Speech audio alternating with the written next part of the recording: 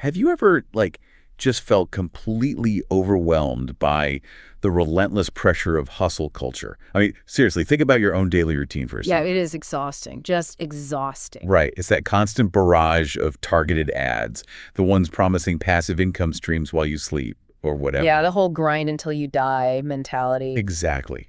It's this soul-crushing need to just appear constantly impressive to everyone around you. It's honestly like being trapped on a treadmill that never stops. And instead of someone handing you a towel, everyone around you is just screaming at you to run faster. That pressure, I mean, that is the absolute defining characteristic of modern burnout. We are totally culturally conditioned to view any pause, any rest at all, as a moral failure. And that is exactly what we are exploring in today's deep dive. We've got a stack of excerpts from this really fascinating fictional novel called Stop Trying. It's by Alen Brbutovic. Such a fantastic book. It really is. So our mission today is to unpack this hilarious, incredibly dark, and ultimately just profound story. It's about a man who tries every single internet side hustle, fails spectacularly at all of them, and then discovers that the ultimate shortcut to happiness is radically giving up on being impressive. Yeah, and to understand the depth of this story, we really need to look at the protagonist, Alen. He's a 47-year-old Bosnian War refugee, and he's living in Melbourne, Australia. Right, and he's basically existing in this state of sheer existential panic. Exactly, because he is terrified of ending up like his father. His dad survived the horrors of the Bosnian War, managed to bring his family to safety, but then essentially just worked himself to death from the stress of rebuilding their lives. He had a fatal heart attack at age 52. Right. Which means Alen looks at the calendar, realizes he is only 5 years away from 52 himself, and just completely spirals. He absolutely panics. He decides he needs to outrun his grief and his genetics by becoming wildly, undeniably successful. And his chosen method for this salvation, binging internet guru business courses. I mean, he launches 10 businesses in 4 years, racking up over $22,000 in debt. Okay, let's unpack this. Because reading through your notes, the specific failures are almost like majestic in their disaster. Walk us through this escalation. Oh, the escalation is a masterclass in desperation. I mean, when the slow, methodical approach to building a life feels too vulnerable, Alen turns to the illusion of instant wealth. Right. So he starts with dropshipping, that model where you basically set up a storefront, buy cheap goods directly from overseas manufacturers, and have them shipped straight to the customer. Right, the classic internet hustle. Exactly. So he decides to sell dog collars sourced from an Alibaba supplier. And the supplier is operating under the highly suspicious email dogbusinessreel@gmail.com. I mean, that email alone should have been a massive red flag. You would really think so. Yeah. But he goes ahead and sells them for $50 a piece. And the hardware immediately rusts. The synthetic leather snaps. Within days, he gets this enraged email from a customer whose dog almost ran into heavy traffic because the D-ring just disintegrated. That is awful. It's a disaster. He ends up losing over $400 out of pocket just trying to process these frantic refunds and avoid getting reported. So the slow drip of e-commerce fails him, and his panic spikes, which drives him toward the instant gratification casino of cryptocurrency. Yep, the classic pivot. He buys in right at the absolute peak of the hype cycle, actually borrowing money to do it, and loses a massive chunk in an overnight crash. He just completely wipes him out. But he doesn't stop. Next comes Amazon FBA, Fulfillment by Amazon, where you pay Amazon to store and ship bulk junk inventory for you. Right, and what does he buy? 1,000 completely generic phone cases. And he's hit with a 27% return rate simply because customers, quote, change their minds. He has to liquidate the entire pallet for 30 cents a unit. It's just brutal. But then we reach the climax of his business ventures. He tries to pitch a multi-level marketing scheme. Specifically, this powdered protein shake called Vanilla Breakthrough. Oh, the scene. The scene is so painful to read. It really is. He pitches this to his extended family at a sacred Ramadan dinner hosted by his traditional Uncle Jack. The social stakes in that scene are excruciating. You have this family gathering to break a religious fast. Uncle Jack has spent 2 days preparing traditional, slow-cooked Bosnian food. The environment is deeply grounded in history, survival, and deep cultural reverence. And in the middle of all this, Alen stands up. Holding a plastic shaker bottle. Yes, holding a plastic shaker bottle of artificial vanilla powder, trying to recruit his traumatized relatives into his downline so he can achieve financial freedom. It is just a spectacular, agonizing misread of the room. And wait, we can't forget the absolute rock bottom. Oh, the manifestation coaching? Yes. He hospitalizes a client in his fake manifestation coaching business by selling them toxic, lead-painted bamboo straws. Oh, it is just unreal. He is just flailing. I have to push back here playfully, though. Why do smart people fall for these obvious scams? I mean, reading this, it's like watching someone play a rigged carnival game. That's a great way to put it. Right. You keep feeding it tokens because the giant stuffed bear of passive income looks so incredibly close. But the plastic rings they give you are intentionally molded too small to ever fit over the glass bottles. It's designed to drain you. What's fascinating here is that Alen's hustle isn't actually about money at all. The money is just a proxy. Wait, really? A proxy for what? If we look closely at the psychology of the character, it is entirely about unprocessed trauma. He is trying to prove that fleeing the war and his father dying so young meant something. Oh, wow. Yeah, he's trying to mathematically justify his own survival. And these internet gurus, they are apex predators. They don't sell business plans. They sell the illusion of control to people whose lives feel entirely out of control. And he's addicted to it. He's addicted to that little dopamine hit at the checkout screen when he buys a new course, the whole welcome to your new life feeling. But of course, the carnival game is rigged, and his life completely collapses.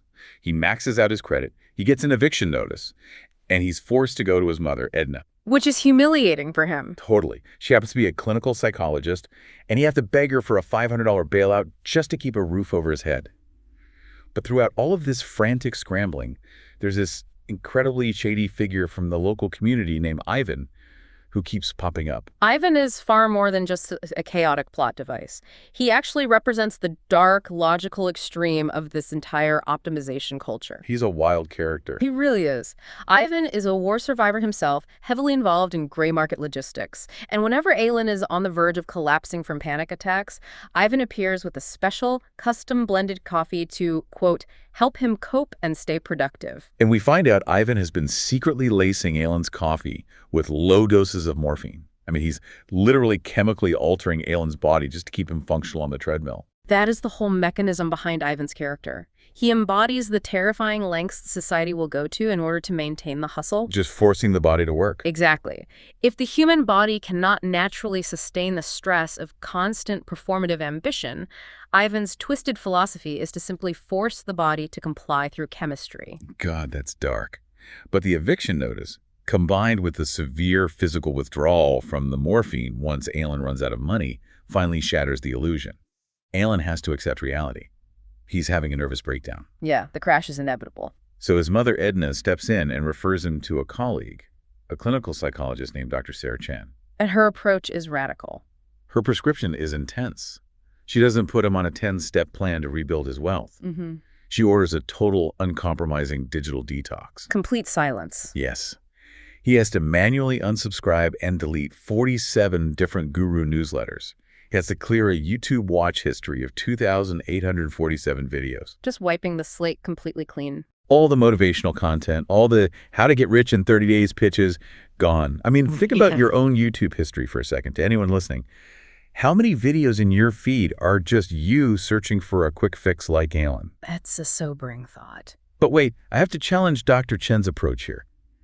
Isn't deleting all your goals and all your ambition just giving up?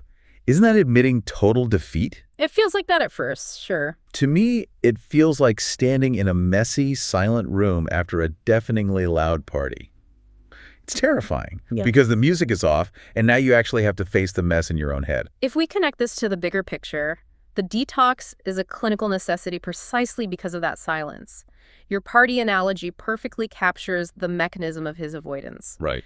Alen was addicted to the dopamine of hope that those videos provided. Every time he clicked play on a guru's video, it was an emotional hit that delayed the reality of his grief. He was just buffering his feelings. Exactly. By removing the relentless noise of aspiration, the silence forces Alen to finally confront the trauma he has been outrunning. He can no longer self-medicate with Ivan's morphine, and he can no longer self-medicate with delusionally optimistic business plans. He just has to sit there. He has to sit in that messy, silent room with the stark reality that his father is dead, his past is traumatic, and he is deeply, profoundly unhappy. And sitting with that reality is brutal. He goes through intense physical and emotional withdrawals, but as he moves through that pain, here's where it gets really interesting. He ends up embracing a remarkably boring, totally average life. And he absolutely loves it. Yes, he finds absolute liberation in the mundane. He removes the heavy armor of trying to be someone else's definition of a success story. It's such a shift. He takes a minimum wage job making coffee as a barista. And when his manager pulls him aside and offers him a $2 an hour promotion to become a shift supervisor, Alen flat out refuses. I love that part. He looks his boss in the eye and says he doesn't want the responsibility. It's brilliant. And he joins a cheap $15 a month community gym filled almost entirely with senior citizens. He befriends a 67-year-old regular named George who gives him this amazing piece of advice. He says, "Goals just lead to joint injuries." Which is hilarious, but also kind of profound. Right. So Alen specifically adopts what he ironically dubs the Maximus Decimus Meridius routine. Yeah. He goes in, lifts the exact same light dumbbells, to the exact same number of reps forever. Zero progressive overload. Zero goals for improvement. It's the complete antithesis of the optimization culture he was trapped in. He is actively practicing the art of not improving. He even starts a tiny YouTube channel called Failure Studies, where he just films raw, unedited videos in his messy apartment, talking to a webcam about how exhausting and overrated ambition is. Which is so refreshing. It is wildly countercultural today to actively strive for average. It's like stepping off a high-speed treadmill that everyone else in the gym is sprinting on, gasping for air, and realizing you can just open the side door and go for a quiet walk outside in the breeze. This raises an important question. What is the actual functional definition of success? That's the core of it, right? Exactly. What if the ultimate success isn't passive income or an impressive job title? What if it's just sleeping soundly through the night and being able to pay your rent without your heart racing? Yeah, just peace. You can really see the friction this causes when Alen goes to a weekend barbecue with his old friends. His newfound peace actually makes them incredibly uncomfortable. Oh yeah, one of them actually pulls him aside and tells him his lack of ambition is depressing. Yes. But it's only depressing to them because it holds up a mirror to their own lies, right? Precisely. Alen's unapologetic acceptance of mediocrity forces his friends to question their own exhausting striving. If Alen is genuinely happy with a barista paycheck and a quiet apartment, why are they killing themselves, working 80-hour weeks for a slightly bigger house? He becomes a walking indictment of their own burnout. He really does. But just as he settles into this peaceful, lonely existence, the narrative takes a massive left turn. I mean, we hit the major turning point of the story. The narrative shifts from Alen's intentional isolation to how his radical, unpolished honesty attracts an incredibly unlikely connection. And it all hinges on one single chaotic night. So he goes to a friend's party, and that shady friend Ivan strikes again. Ivan just cannot help himself. Ivan decides he needs to optimize Alen's new internet persona. So Ivan secretly spikes Alen's supposedly sealed energy drinks with cocaine. Which is insane. It's so crazy. He claims later he was trying to test his audience to see how Alen's growing Failure Studies following would react to a more high-energy, aggressive content creator. Just completely unethical. Totally. So Alen, who has absolute zero tolerance for stimulants, gets incredibly high.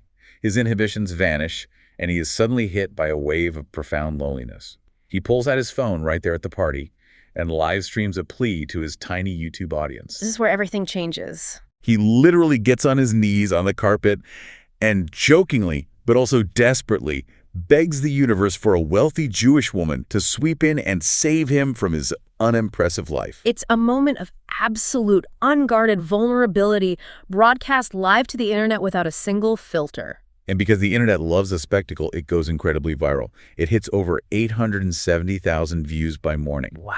It gets clipped on Twitter. It gets think pieces written about it on Vice and BuzzFeed. Alen wakes up, the cocaine wears off, and he is utterly mortified. I mean, you would be. But among those hundreds of thousands of viewers who saw the clip is a user named Bergman R. Her real name is Rebecca, Rachel Bergman. And her profile is the stark polar opposite of Alen's reality. It's mind-blowing. She is a wealthy Manhattan investment banker managing a $340 million portfolio. Just a totally different world. Completely. She's a divorced mother of 2 teenagers living in a penthouse. Oh, and here is the kicker. She is an ex-Mossad operative. And not just any operative. She is Keaton adjacent. Yeah, and to clarify that term for anyone unfamiliar, being Keaton adjacent means she wasn't just gathering intelligence from Mossad, she was tied to their most elite, highly classified assassination and sabotage unit. Right. And because of that, she is suffering from severe, untreated PTSD from a highly classified lethal mission in Iran.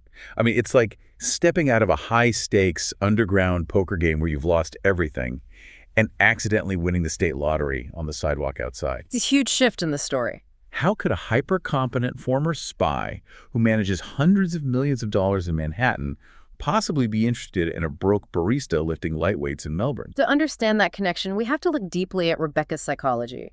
She has spent her entire adult life required to be flawless. No room for error. None. As a lethal operative in hostile territory, any flaw in her performance meant death.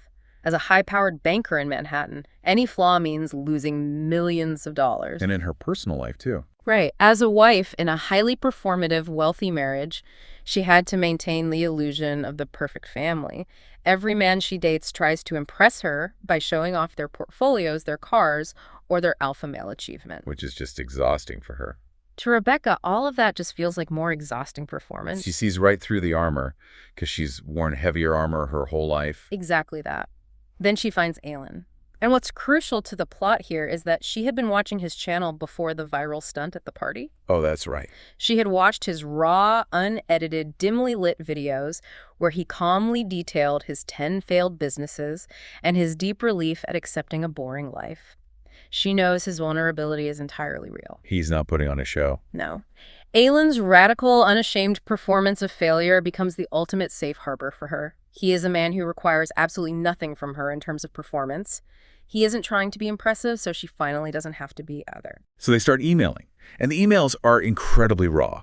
There was zero posturing. They don't list their accolades, they just lay out their broken pieces. It's total honesty. After weeks of these deeply honest transatlantic emails, they finally coordinate a 3-hour Zoom call. And that call changes everything. This brings us to Act 3. 2 people running from entirely different traumas use absolute honesty to bridge their worlds. So tell us how Rebecca responds to this. She responds by systematically dismantling her entire performative life. She quits her multi-million-dollar partnership at the bank, walking away from the money. Just leaves it behind. Completely. She faces down her controlling ex-husband, who immediately files an emergency custody order when he realizes what she's planning, and she wins. Wow. She goes to her tough, traditional Ukrainian mother to explain what she's doing, and her mother essentially gives her blessing to take a massive, terrifying risk for the sake of actually feeling alive again. That is incredible. So she packs up 3 suitcases, takes her 2 teenagers, Emma and Jake, and an incredibly angry cat named Mochi, and boards a flight to Sarajevo. The arrival scene is just so beautifully grounded in reality. Alen meets them at the airport terminal. He's not holding a dozen roses. He's holding a piece of ripped cardboard with her name on it. It's so perfect. He loads her family into a dented, rattling 2008 VW Golf. He drives them out of the capital to the industrial steel mill city of Zenica. He leads this wealthy Manhattan family up 5 flights of brutalist concrete stairs to his walk-up apartment. No glamour at all. None. It is not a fairy tale castle in the slightest. It's messy, it's unglamorous, and it's undeniably real. And Rebecca looks at this stark reality, looks at Alen, and realizes it is exactly what she wants, because there's absolutely no pretense. So what does this all mean? It's profound, really. It's almost a cosmic paradox. Yeah. Radically giving up on being impressive was the exact, literal mechanism that got Alen everything he ever wanted. If we synthesize the core theme of Brbutovic's book, it's an exploration of the sheer exhaustion of survival. Both of these characters were driven to absolute extremes by their respective traumas. Alen was driven to total financial ruin, trying to prove to the ghosts of his past that his survival mattered. Rebecca was driven to hollow, high-stress, dangerous success to mask the violence and fear of her past. They were both just sprinting on their own treadmills, terrified of stopping. Yes. And the beauty of their connection is that they didn't bond over their achievements. They bonded over the shared exhaustion of pretending to be okay. When Alen stopped trying to be impressive, He created a vacuum of pure authenticity. Honesty, as messy, awkward, and unimpressive as it was, became the ultimate cure for their mutual burnout. It's such a powerful reframe of what it means to actually be successful in today's world. It's not the mansion, the crypto portfolio, or the passive income streams. It's the ability to just be yourself, fully, without the heavy armor. And as the book demonstrates, that armor is exactly what's killing us. Which leaves us with a lot to think about. Imagine finding yourself in Alen's shoes. Think about your own life right now. If you gave yourself total unconditional permission to stop trying to be impressive today, what exhausting parts of your daily routine would you instantly delete? It's a great question. And more importantly, who would you actually connect with if you showed them the unimpressive, messy truth of who you are? It's a terrifying thought to drop the facade, but as Alen and Rebecca show us, it might be the only way to actually start living. Thank you so much for taking this deep dive with us today. Remember, it's okay to step off the treadmill. You don't have to sprint forever. Sometimes the best view is just looking at the mess in your own room and deciding you're okay with it. Take care of yourselves, and we'll catch you on the next deep dive.